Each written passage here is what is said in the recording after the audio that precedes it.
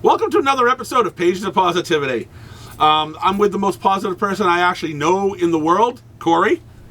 And you've got me, no Scotty with us today. Maybe we'll get him next episode. I thought there was a ton of good books this week. Good stuff this week, yeah. I picked 3. I probably could have picked 6 or 7. I'm going to start it off with Predator Kills the Marvel Universe. And yes, that's right. I picked another Marvel book this week. But if you notice, I haven't picked any Marvel ongoing series. Yeah. But this book was better, or just as good, maybe if not better, than the Spider-Man Predator book. Written by the same guy, Benjamin Percy. Benjamin Percy, yep. The artwork, Marcelo Ferreira. Yeah. The artwork is decent in the book. Sure. Yeah, like the artwork. Fine. Like the artwork here. So, I'm going to give a spoiler right now for the Spider-Man Predator book. Number 4. They should have read it by now, right? It's been out for a couple weeks. It's been out for 2-3 weeks. So, but I'm going to give the spoiler anyways because it has something to do with this book here. So, this book starts at the end of the Spider-Man Predator. Kraven kills the Predator. The Predators are so impressed, they give him the Predator sign on his forehead. And he goes off on the ship with the Predators. Pretty awesome. Well, this one's starting off where he's on the ship and he's doing whatever predators do on the ship, and but I don't think he's coming up with enough ideas to hunt. And he's going up to see the King Predator, and he goes, "Look, I've got an idea. I've got a ton of trophies you guys can get." And he just starts showing. You see pictures of all the Marvel superheroes. And he goes, "We go down there. You're gonna be able to get all these trophies. These guys are all battle worthy. This is what we got to do. But I want the Spider for myself." So the first thing they do is they make a distress call to the Guardians of the Galaxy. Distress call. Oh yeah, and Guardians come up thinking, "Hey, we're gonna help." Ambush, dead.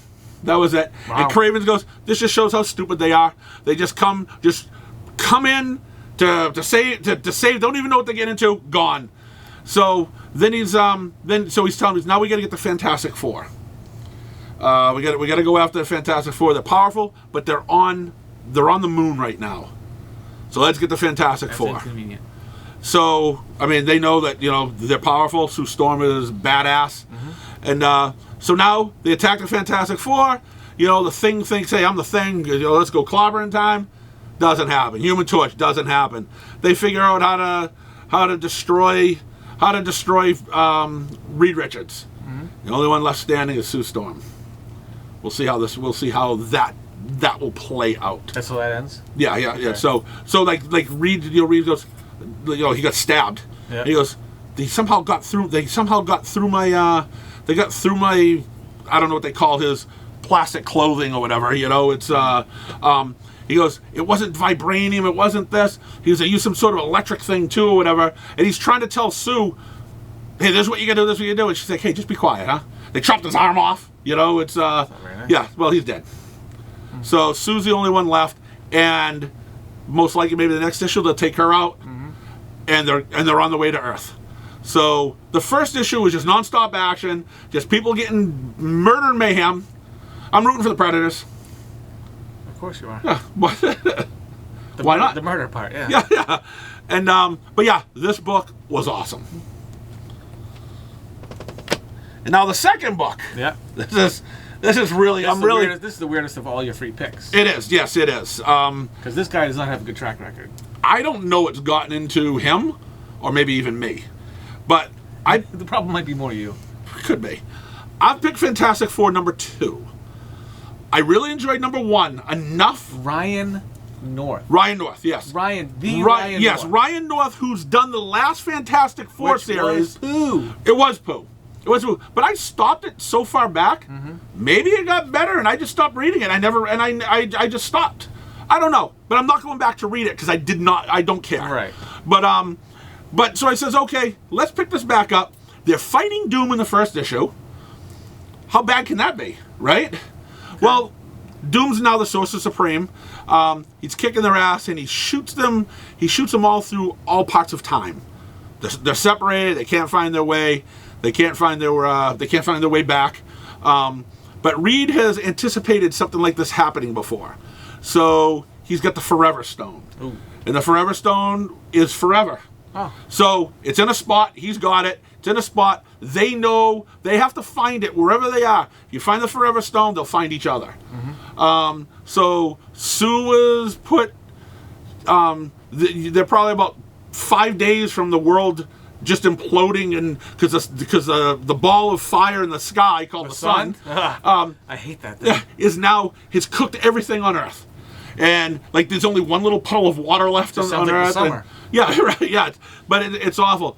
The things in with the dinosaurs. Mm-hmm. Somehow the Human Torch is sent where there's not enough oxygen to make fire anymore, so he can only flame on just a little bit. I'll give you a little slice of what's going on. Yep. You get some of that on the cover. Well, at the end of the first issue, 3 of them found the Forever Stone, but Sue can't find hers. So this whole issue is she's looking for the Forever Stone, can't figure out where it is, and Reed put a detection device in it. So it's a possibility that after all this time, or the fact that it's 3,000 degrees on Earth, it's melted. Mm-hmm. So Reed found his Forever Stone, so he's like, I gotta help Sue, because he can tell everyone found it, and they're all waiting. He's hidden a time sled. Mm-hmm. There in the stone, so he's got to get them all. Then he can find everyone. So for his time, in the time that he's in, he goes and he finds diamonds, and he makes arrows. So if Sue gets up high enough, she can see the arrows pointing to where the Forever Stone. Took him years to do it, but because you're going through time, it really took no time. It's So she finally finds. She sees the thing. She finds it. She gets the time the time machine. Gets all of them together. They go back. Doom's still in the same spot where he was after he just destroyed him. He goes, "Hey, we're back!" And Doom's like, "How can you do this?" And again, Reed, being the cocky guy that he is, says, "Wow. Well, because what I did was I hid the Forever Stone." Blah blah blah. He goes, "I'm glad you told me like what you did, because you always do that. Now I know how you beat me. So bam, I'm gonna do this." And he shuts him back off somewhere else now. After all that. So after all that, right. So now they're stuck again, and they're going to find another way. It appears as if they're no match for Doom. No, they're stupid. First of all, stop telling Doom how you beat him. Okay? It's... Yeah, hey, I'm going to tell you your tell, okay? Yeah. It's, so the first 2 issues have been awesome. And the other day, fantastic. You talked 2 of these issues up so much that another customer went and just randomly bought them off the shelf. Phil Krajewski. Based on your recommendation. Phil Krajewski. Yeah. Mr. Superman and Batman doesn't buy a Marvel book, went and bought these 2 issues because of talking about it. Yep. So this was another good book. I'm looking forward to issue 3. Ryan North. Marvel Comics. Yes, Marvel Comics and Ryan North, and an ongoing series. All right. Again, by issue 8, I may not like it again. Yeah. But right now, I'm very positive that I like it. Yes, You're having a good time. It's a fun book. Yeah, it's just a fun book. Not looking. That was pretty awesome. Yeah. There's all those things there. Look at the sun. I mean, it is. Oh, gross. Yeah, it's ready to blow up. I hate the sun. Yeah. Yeah, there's nothing good about the sun. I hate the sun. Find me a place where the sun never shines, and I'm going there. Yeah. And this is an odd one, but I kind of liked it. You're an odd one. Yes. Okay. Yeah, I'm not going to deny it. Right. It's called Love Struck by Amp Comics. And this is a fun little book of... Do we know these creators at all? Have we heard of them? Foley and Handfield? Nope. But, yeah, I don't know them. MC Foley and Don Handfield. And I've never heard of Amp Comics either. And Alonzo Molina is the illustrator. We'll look at something. Hey, look, they did this. But right now, I don't know what they did. But this is a fun little book. There's a woman who is... She doesn't believe in love. She just wants to do her thing. And she's finding out her boyfriend now is actually going to ask her to marry her today. Mm-hmm. And they're going to this place. He goes, and so she's talking to a friend. Yeah, what if he wants to marry you? I'm ready to dump him. He's getting too serious. I don't want to do it. As she shows up, and she sees her parents, she sees his parents, and now she realizes, oh my God, he's going to ask me to marry. What's going to happen? So she goes to take off. She puts her car in reverse. Just so happened, Cupid is walking behind her. She runs over Cupid, kills him. Well, he's not dead yet, but he is dying. He's in bad shape. And she's like, "Oh my God, I just ran over Cupid." Well, it was really Cupid. So now, the ambulance takes him away, and they're looking to investigate that she may be brought up on vehicular homicide charges if this Cupid dies. Well, now Cupid shows up to her as a ghost, as a ghost. She can only see him, and he says, "Hey, I'm dying. The only way I'm going to stay alive is if the people that I was supposed to get to love, still falls in love. That's how I'm going." And so it looks like you're doing a Back to the Future. He looks, his hand is starting to disappear. He goes, "You got to tell this person and get this person to start talking to each other." I hate people. I don't want to. Hey, you want to go to jail? Don't we all hate people? So, yeah, well, so you want to go to jail? So she goes, she talks to him, his hand comes back. So now she actually has to work for Cupid to do what he needed to do to get people together so he stays alive so she doesn't get arrested for vehicular homicide. What kind of health insurance does Cupid have? How's he going to pay for this hospital stay? It's expensive. It is expensive. We'll be paying for the hospital stay. Oh, good, yeah. Because he's eventually gonna come back to Leeching off life. the system. Yeah. Cupid's gonna come back to life and just disappear. He's just disappear. So she's got to keep herself out of jail and keep alive, and she has to help Cupid do Cupid stuff. Yeah, Gotcha. yeah. And it was a fun book. I enjoyed it. Those are my 3 books of the week. So between 2 of your books, the Fantastic Four and Predator Kills the Marvel Universe, FF's having a really hard time lately. They're getting messed up. Oh, they are. Predator's messing them up. Doom's messing them up. Yep. And for a while, Ryan North was messing them up. That's true. But they are getting destroyed right now. So the Predators are killing them. Doctor Doom is killing them. But yeah, there's some problems with FF.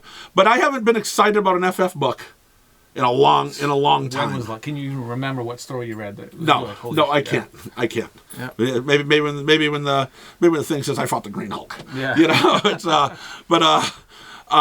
no. So far I recommend issue 2. I actually recommend the first 2 issues, and those other 2 books I recommend a lot. Awesome. What do we got? So my pick of the week is a new miniseries, Superman: The Kryptonite Spectrum. And this is on Black Label. It's by the creative team that brings you Ice Cream Man, which I know you love that book. Yep, I like Ice Cream Man. A lot of people seem to love Ice Cream Man. This is W. Maxwell Prince, writer, and Martin Morazzo is the artist. And this kind of reminds me of like an old school Superman book that's kind of like seen through like a twisted little kind of like contemporary lens where you can tell that this guy Maxwell Prince loved old Superman comics. He poured a lot of love into this story.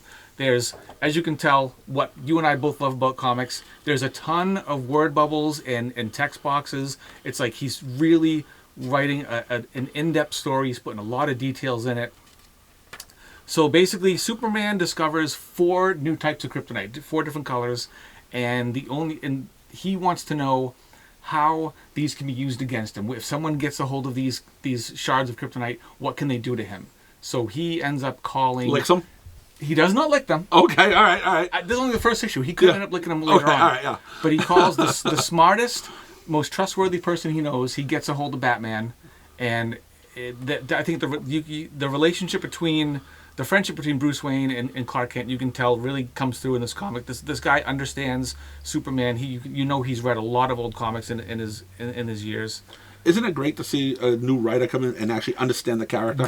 His writing is he's writing so well. It makes me want to pick up stuff that he's done in the past. That's how good this book is.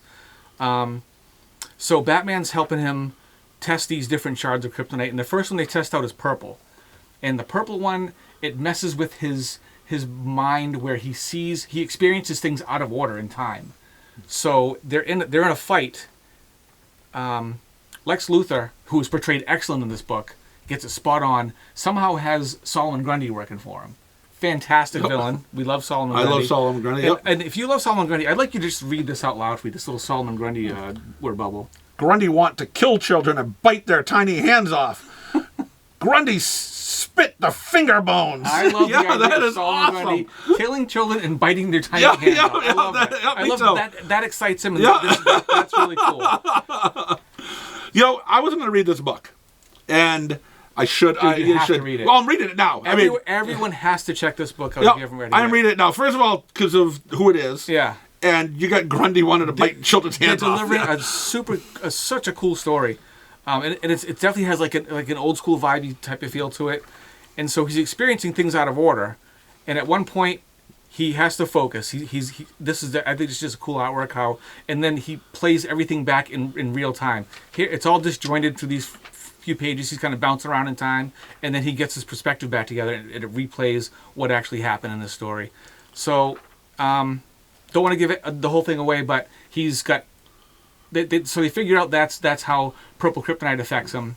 Is it messes up his perception of time, and now they have the 3 more colors to test on him. And Batman's right by his side. You got Lois in here. Jimmy Olsen's in here. The artwork might not be for everyone right off the bat because it's kind of like it's really specifically stylized in a certain way. It's like Ice Cream Man art. Yeah. But he does he's really good at what he does. Everything's clean. You can tell who everyone is, what everything is, and I couldn't recommend this book any higher. It's definitely worth your money, worth your time. If you love Superman, definitely check it out. And it kind of almost reminds me of a little bit of like Superman, the All-Star Superman book that Grant Morrison did. It's got kind of like a weird vibe, but like a really cool style to it. So I would definitely recommend Superman, the Kryptonite Spectrum #1. Well, I was on the fence of reading it because I think you'll enjoy it. Well, I'm definitely reading it I had because so much fun. I cannot wait for issue 2 to come out. Because when you were talking about me earlier today about it, I was like, I'm reading this. Yeah. But I mean, I like Ice Cream Man. Yeah. So Maxwell Prince and the artist, I like his art. Marazzo, Yeah, I like his art and the thing. Again, it's a little weird. weird. It's a little weird for this, Superman, but you they get do it. such a good job together. But I think Grundy I wants think, to bite kids' hands off. Yeah. That's great. Yeah. That's fantastic. But I think Prince. I mean, especially being a horror writer with Ice Cream Man and Ha Ha. Yeah. It's I think and the witty stuff that he does in Ice Cream He's Man. a very clever writer. It already started that. I mean, just by you with the purple thing where he's seeing things out of order, It's so he's interesting. telling you the story out of order, and then he gets it all Pieces it worked back together. in. It's so That good. is total Ice Cream Man sort Very of good stuff. stuff. Yes. Yep. So I think it's gonna be a great book. I'm gonna read it when I get the reorders back in, and definitely give it a shot. Everyone should give it a shot. Yeah, if you like Superman, you'll love this book. Yeah, I think. I think book that's of the it. week, hands down, And if you know something, and I suggest if you buy this book, you're like, wow, man, I think this Maxwell Prince, this guy is good. Mm-hmm. I definitely at least pick up the first trade of like Ice Cream Man Makes me want to #1. read Ice Cream Man a lot, really. Yeah, bad, yeah. because the first trade or two, they were all just pretty much one issues and done, Mm-hmm. and there was some brilliance in some of it, and some of it was wordy, and there was some that he had where I love the fact that he's a wordy writer. I do too. But some of the ones that he had, there were very few words. But when you finished the book, you just went, "Oh my God, what an awesome story it was!" You don't get that too often when But I mean, yeah, this guy, Home run. This is a home run. Yeah, this guy is a step above some people in just his thinking of how he's writing a comic book. I loved it. Check it out. You've got me. I'm in. All right, cool. I'm in. So we got our 4 books there this week. Yep, good stuff. Yeah, really good stuff. And like I said, there's a lot of honorable mentions this week. I thought it was a really good week for books. Mm-hmm. But so yeah, that's what we have this week. We'll see what we come in next week. I've already looked at next week's list. It's gonna be a tough week. You know, it's like not a lot to choose from, or too much to choose from. No, it's not a lot to choose. It's not a lot to choose from. All right. And some of the stuff that's coming up is just really not that good. Find some diamonds in the rough. Yeah, but that's right. That's what we're always looking for. A diamond in the rough for people to check out. Again, Or kryptonite in the rough. yes. Yeah. Again, I can't wait till he starts licking. Buffy liked that joke. I can't wait till he starts licking kryptonite. He might not lick it. It doesn't seem like something Clark would do. Well, let's see what it does to me. You know, it's Batman's shooting him with the concentrated laser. well. Every boss of Batman says, "Hey, lick this one." Okay, well, he would trust Batman where he would lick it. Yeah, like it'd be licking a battery. You know, it's yeah. yeah. Okay, All right, good book. Check it out. All right. Buff wants a beer. So we gotta go. Yeah. He's like, all right, shut it up, wrap this up, and let's get out of here. Well, anyways, thanks for watching. I want a beer too, to be honest with you. Thanks for watching the Pages of Positivity. And Pages of what? Positivity. You caught that, right? Okay. What did I say? Pops. Yeah. I know. I stuttered something. I just stuttered some gibberish. Okay. So, because we don't cut, we don't edit, we just look like fools and we screw up. That's kind of fun, though. Yeah, it is. It is real fun. life. Yeah. Thank you for watching the Pages of Positivity, and we'll do it again next time.